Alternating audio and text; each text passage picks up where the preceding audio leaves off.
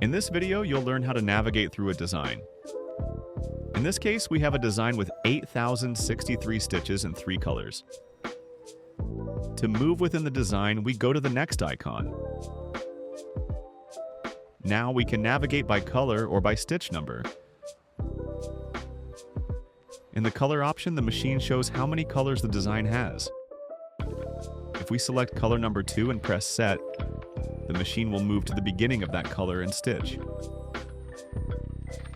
I'll repeat the process with another color so you can see the change once again. We can also manually enter the stitch number we want to move to. At the top, you can see the total stitch count of your design. For example, let's say we want to go to stitch number 5,000.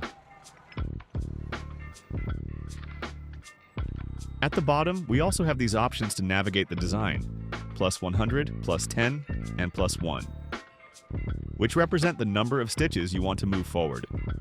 And just below, you can go back -100, -10, or -1 stitch consecutively.